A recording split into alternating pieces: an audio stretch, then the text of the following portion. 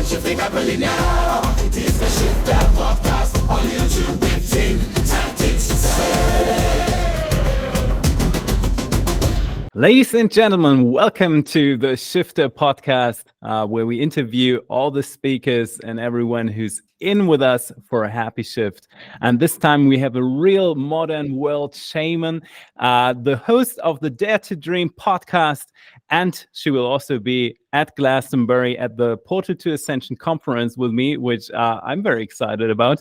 With me tonight and with all of us is Debbi Dachinger. Hi. Thank you for saying my name so well.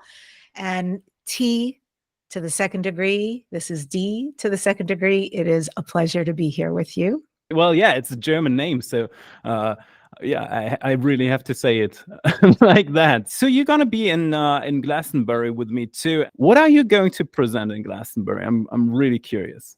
I want to be talking about the intersection between shamanism and extraterrestrials, because there is a deep, long-held relationship between the two.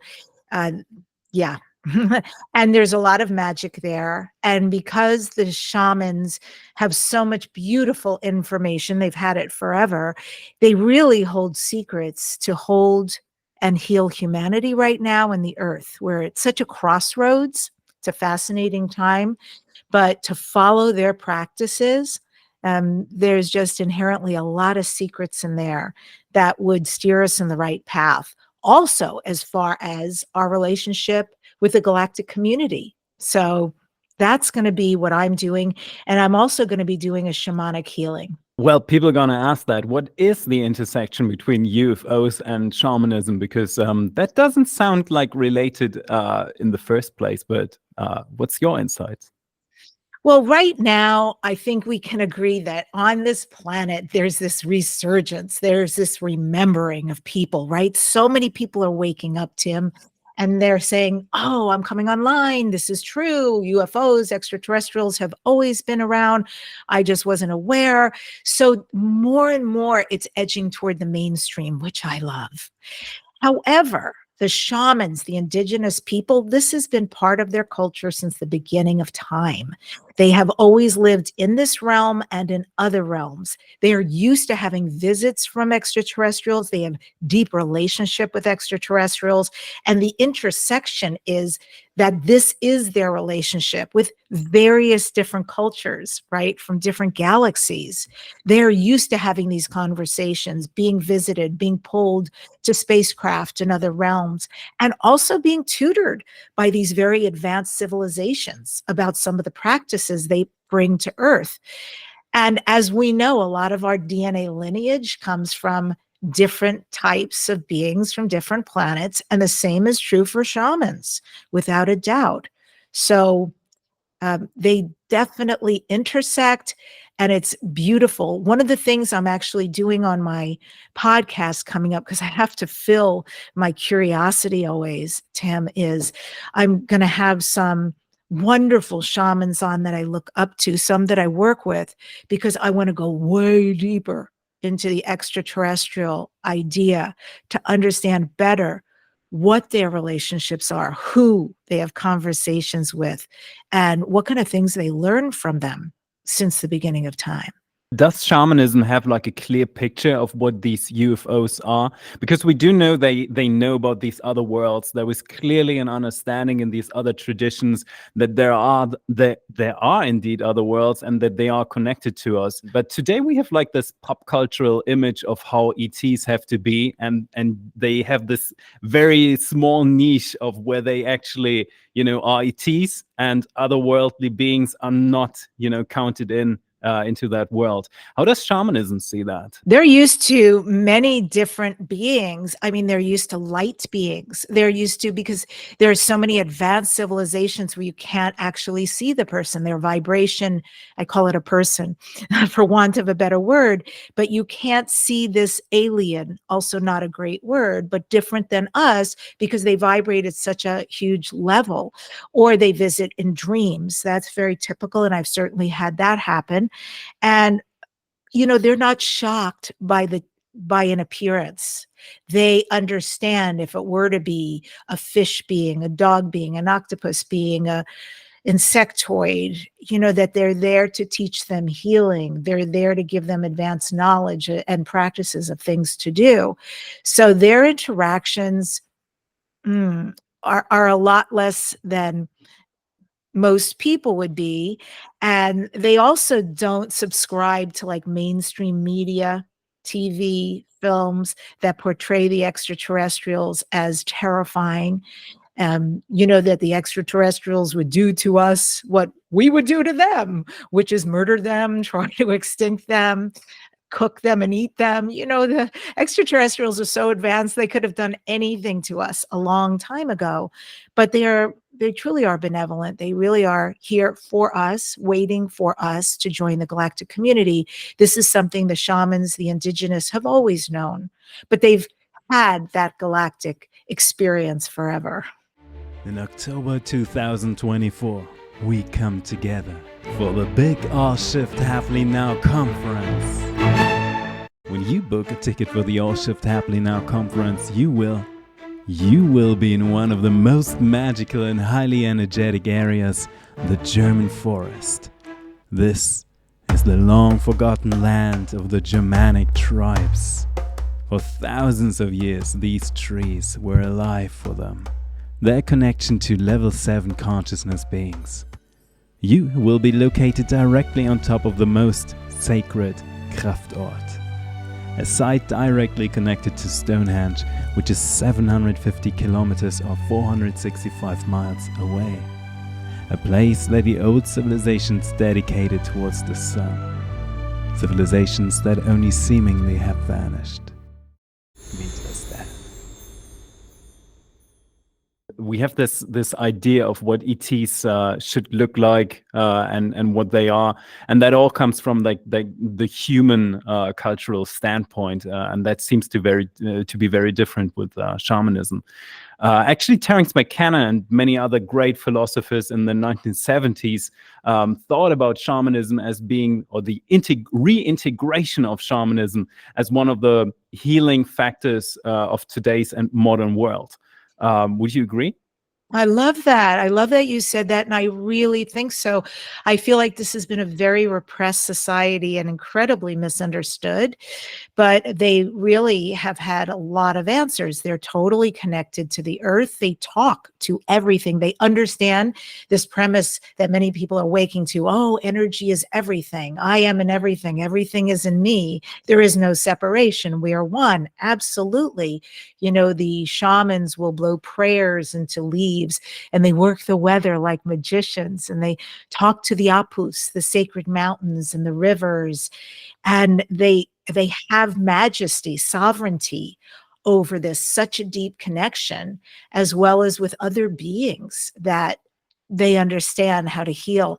It's crazy what they can see. I just worked with a shaman last weekend, and I was moved to tears because I was watching him work with people in the room. I mean, first he was clearing them of something we call hucha, which is heavy energy. And then he would look up and he would see something in everyone that no one else could see, but he could perceive right through the matrix of that person, like soul essence, and say something about them that it was clear how right on that was, how aligned that was and true. And then he would blow transmissions into them. And I thought, this guy's a magician. I'm watching magic right now and miracles. And I'm so moved to see somebody who has this level of ability and can help people like that. A lot of people will ask this now. How do shamans clear negative energy? It's a very beautiful process because I'll speak for myself first. When somebody comes to me for a session, always, I'll say what's going on, and the person, whatever that is in their life, it's really not what they prefer, or it's a repeated pattern. And it could be physical, mental, emotional, spiritual, anything in life or situation. And then with that, there's really not much more I need. I do something called tracking, and I've got certain archetypes that I work with. Specifically, I work with the serpent. I work with the jaguar, the black jaguar. I work with the hummingbird, and I work with the eagle condor. And I have other allies sometimes who show up. And so my tracking, I'll use a rattle and I'll ask them for information for the person. And I always have to have a pen and a paper because it starts coming. And I'll write down enough that I'll remember. And then I will, when that is complete, let the person know, here are the messages and the wisdom they have for you. People are always like, "Ooh, whoa, that is so right on." And often there'll be some direction. You want to look at this. And it's very helpful. Then I'll go into, I will perceive what's going on in their body that is housing this right now. And I'll work on that spot. That's really all I need to do is do some work on that spot. It's completely out of balance. It's got a lot of negative energy. And there's a lot of things I do. I always have a fire near me. I always open sacred space. And I work with stones called kuyas that are cured. And I will place them at certain points on people and then completely clear them of that energy. People pass out when I work on them in a really good way. They go into this deep, deep relaxation. And I've had it because I trade with people sometimes, and it's not asleep, it's not awake, but it's like a trance. And I know people will often say, "Oh my God, this is how I should always be."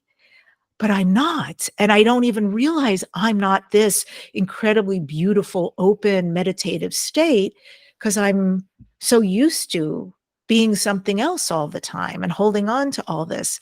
So I put them in this beautiful state. When I say it just comes through me, by the way. I'm not doing much. But it is an honor to do and see people completely transform, and then consider if somebody will come back for a number of sessions. And then it's like architecture, right? It builds on the foundation and more things are cleared out of them. I just find this work life-changing, absolutely life-changing. And then just to add this, to answer your question, this particular shaman who I worked with last weekend, like he has huge turkey feathers on this thing for a hand. It's got a handle on it. And whatever he sees in your space, he's clearing all of that and speaking to it and shifting energy at the same time. And then blowing an essence where it's clean now, blowing your true essence here into your heart, here into your solar plexus, and then into your mesa, which is where you have your sacred stones and objects. And so, like you can feel it while it's happening, Tim. It's beautiful. Well, it sounds beautiful. Debbie, you do a podcast. You are modern times shaman. You're a real shifter for this world too. You mentioned shifting energies right now. How did Debbie become part of the spiritual movement? What happened to her? How did you end up here? What happened to me? Oh my God. It's such a good question because I love where I am right now, but it is not where I was headed at all. I was deeply spiritual, very much so since I'm a little girl. And I loved metaphysics. I loved channeling. But I was a big eye roller about a lot of things. And one of them was ET UFO stuff. It held no interest to me. I didn't believe in it. Yeah. I thought it was scary. I thought it was really scary. I used to read like Whitley Strieber books and go, "Oh, I don't want anyone landing in my living room and taking me through walls and, doing medical things." I just found it terrifying. So I was quite shut down around it. And then many years, the simple version is that many years ago, I also didn't believe in ayahuasca. I thought it was whatever. And then I got a calling. Just, for me, when something says, I'm 100% down. And that's what happened with ayahuasca. I got total shift. I went and did it. I was in Costa Rica 4 nights back to back. And I did do tremendous healing. Lots of beautiful things happened during each of those ceremonies. But the one thing that happened every single night was this divine energy came to me, Tim, and said, Debbi, you're a healer, you're a shaman, and you're a priestess. And I argued and I said, I don't understand that. I don't have context. And so this argument went on, but she was very graceful. Second night, she came and she showed me some things, some visions to help me acclimate a little bit. Third night, she used my hands to do healings on myself and other people. And the fourth night, she got very bold and said, I want you to go up to the shamans and ask for a shaman blessing. And after 20 minutes of arguing, because I was embarrassed, I'm not them or what they've done to get there. I finally just acquiesced. I asked the shaman, and I did indeed receive a shaman's blessing. I came home very confused, and a friend of mine said, let me give you some past life regressions. First one, I had an experience of being a male Native American shaman, and it was a very beautiful, peaceful, at one with nature life. The next session we did, I experienced myself as a 7-foot tall Mayan priestess. She was the leader of her people, and I was very taken with her and her abilities. And before I left, I had some questions. And as I was asking her, I was making some assumptions, and she shook her head no and raised her finger and telepathically said to me, I'm not from here. I'm from another galaxy. I'm just here to lead the people. And I was like, oh my goodness, there is an aspect of me that is extraterrestrial. Okay. And that was also the same kind of turnaround, just a yes. And then I was also really curious, like, what does this mean? So I went very deep into this subject. I am so fortunate that the people I interview, I can decide. So I just started bringing on lots of people around this subject, also people who channel extraterrestrials, so I could ask a ton of questions. And the growth was enormous for me over the years. And then I started having experiences, seeing UFOs, having some wild things occur. And I really felt held, like just held through the whole experience. And yeah, I've had dreams that were magnificent with me and light beings who know me really well. And I'll just give you this last piece that's kind of interesting because my life keeps unfolding around this, and I find it fascinating. When I was working with the shaman, he had me stand up in front of the group, and he looked in my eyes, and then he went and grabbed his pouch. It's a shaman's pouch that you put cocoa leaves into, put it around my neck, and he had me sit in the shaman's chair. He worked on everyone else and came back. And he said, I want you to come into the middle of the room. There was a gorgeous mesa there with all sorts of sacred objects. And he asked me to say my name out loud 3 times. I did. And he laughed and he said, she has more starseed in her than Rama and Sixtu put together, which I had no context for. But I understood he's saying there's a lot of starseed. Whoa, that's cool. And then he had me walk around the mesa, go back to my chair, and said, you blow the transmission into your mesa. He blew it into everybody else's. So I did. And he said, I knew it. You are a natural. And so I think where I am right now, Tim, is like that stuff is kind of big for me because it's so like, whoa, humbling. But where I am right now is very much in this process, very moved by it, and very excited by it and owning it.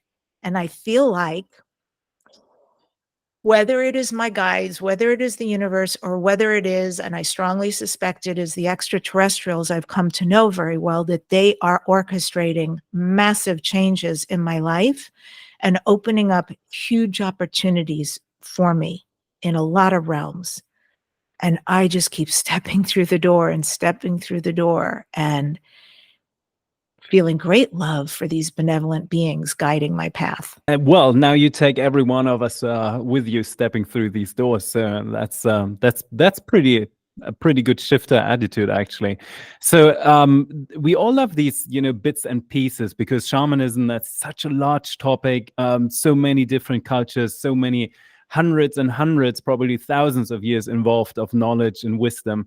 Is there any technique, any hands-on thing that people can learn at home from shamanism? Yeah, something very, and I'll keep it very simple.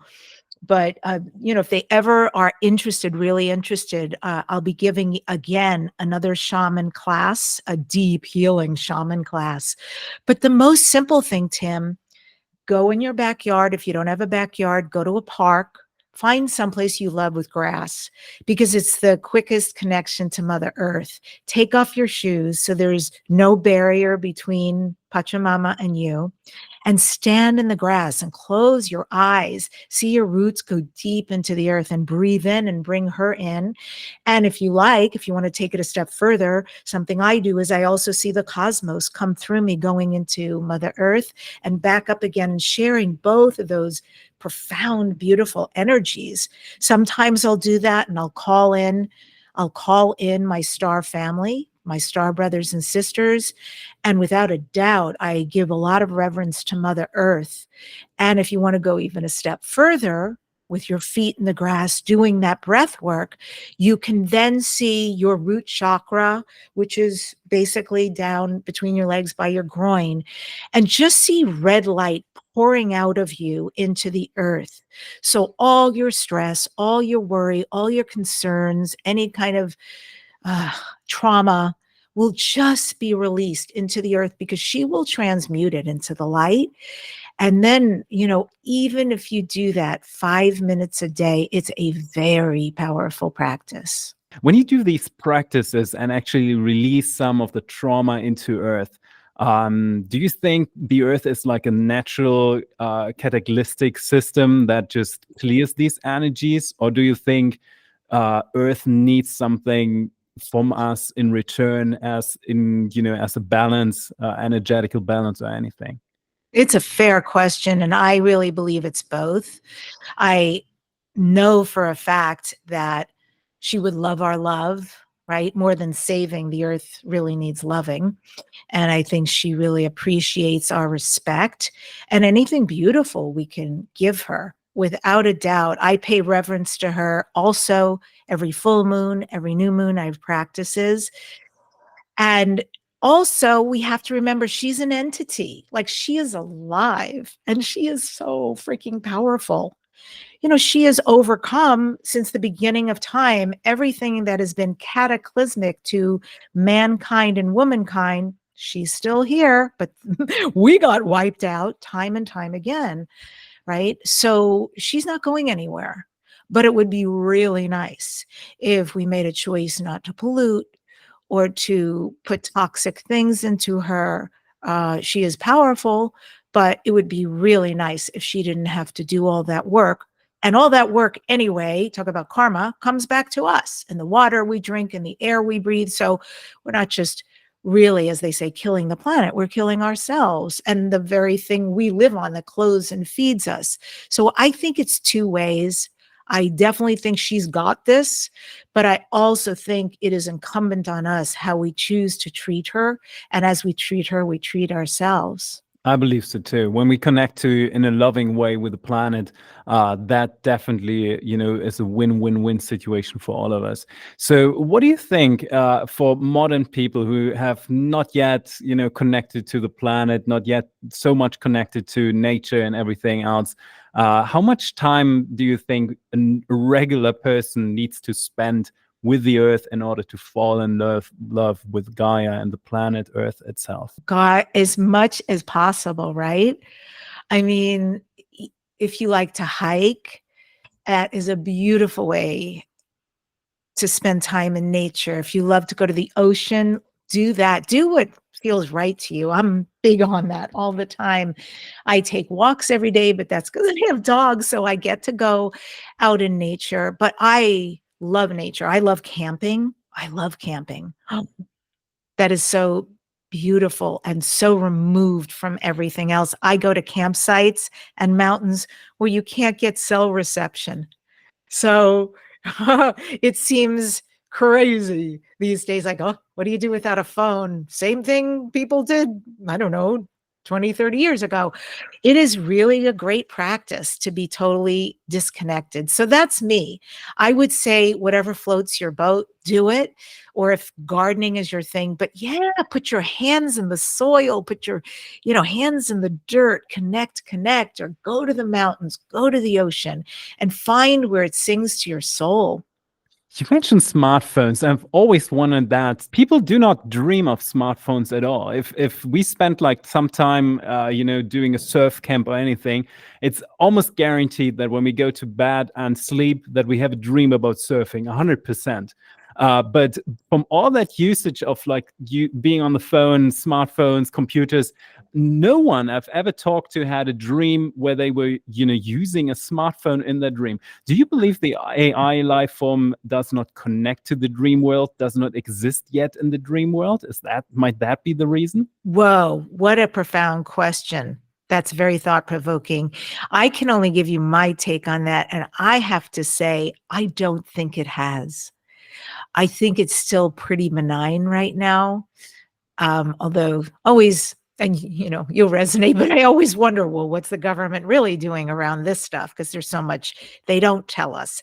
But as far as like common mainstream, it's still most people use it for work or copy, or some people are using it to write a book. And, for me, because I'm a book writing coach, so it's kind of like, oh, don't do that, please. It won't be in your voice anyway. So I don't think it's infiltrated yet. Because sometimes in my dreams, I'm looking for a restaurant, and the first thing that I would personally do on Earth would be pull out my phone, open Google Maps or any other app, and just look for it. Instead, I'm in my dream, I'm just going looking for that place. Well, anyway, Debbie, that's been an amazing interview, and I love to have you here on the Shifter podcast. What's with you? I know you have big plans. I do see you in September in Glastonbury, which I'm excited about. What else is coming up for you? Yeah, June 12th, which is a Wednesday. Anybody out there who has Gaia TV, I hope you will tune in. I'm going to be the featured interview on George Norrie's Beyond Belief TV show. And if you don't have Gaia TV, you can get a free trial. So you can still come on and enjoy that. It's a great show. I have, so much. I have Glastonbury with you in September. In December, I will be speaking on a cruise to the Yucatan, a place I've also never been before. And it's going to be called Galactic Origins. So amazing speakers, including someone you've had on the show before, my buddy, Debbi Solaris. And yeah, the rest is on my website, DebbiDachinger.com. Always, I post new things there and events.